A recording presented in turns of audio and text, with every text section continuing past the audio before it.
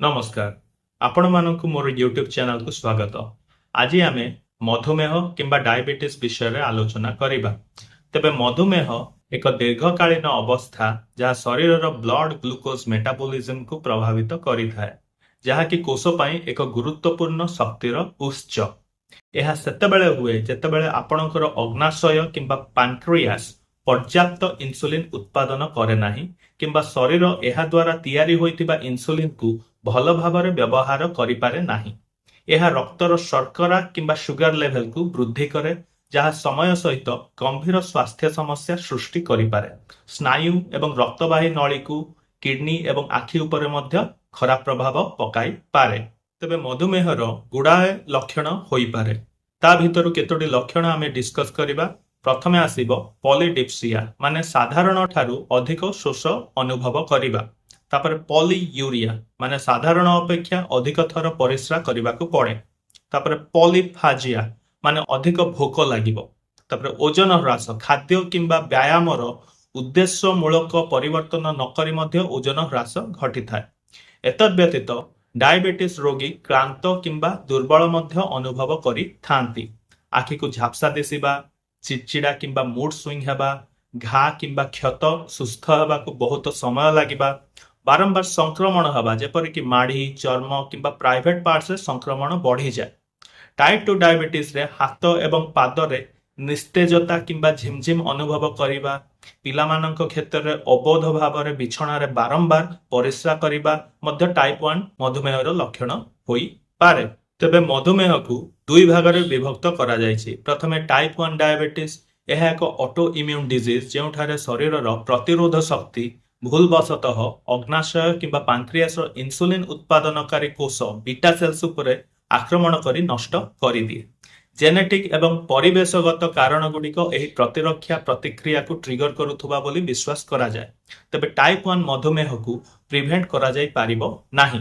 तापर टाइप 2 मधुमेह, यह सबुठारु अधिक होतुबा डायबिटीज जेतेबेले अग्नाशयर यथेष्ट इंसुलिन उत्पादन करे नाही किंबा शरीरर कोष गुड़िक इंसुलिन प्रतिरोधी हो जाए, अर्थात ग्लूकोज शक्ति उत्पादन पई कोष गुड़ी को इफेक्टिवली प्रवेश करि पारे नाही। तबे टाइप 2 डायबिटीज रे केतोटी रिस्क फैक्टर विषय रे आलोचना करिबा। प्रथमे आसीबो ओजन। तबे अधिक ओजन हवा किंबा मेदबहुलता एक गुरुत्वपूर्ण विपदर कारण ब्लड रे ट्राइग्लिसराइड बढ़ी गले इंसुलिन भल भाव काम करि पारे नाही। तापर बयस, तेबे वयस्क व्यक्ति टाइप 2 डायबिटीज रे पीड़ित हेबार आशंका अधिक थाए। तापर फैमिली हिस्ट्री, तेबे पितामाता, भाई किंबा भौणी को मधुमेह हेले निजको डायबिटीज हेबार संभावना बढ़ी जाई थाए। जीवन शैली किंबा लाइफस्टाइल, तेबे एथिर अधिक चीनीयुक्त पानीय, प्रोसेस्ड कार्बोहाइड्रेट्स एवं प्रोसेस्ड मीट थिबा खाद्य एवं शारीरिक कार्यकलाप अभाव द्वारा टाइप 2 डायबिटीज हेबार संभावना अधिक होई जाए। तापर गोटे फैक्टर आसो प्री डायबिटीज। यह एक अवस्था जेउठारे रक्त रे शर्करार स्तर साधारण अपेक्षा अधिक थाए किंतु मधुमेह निर्णय पई यथेष्ट नुहे।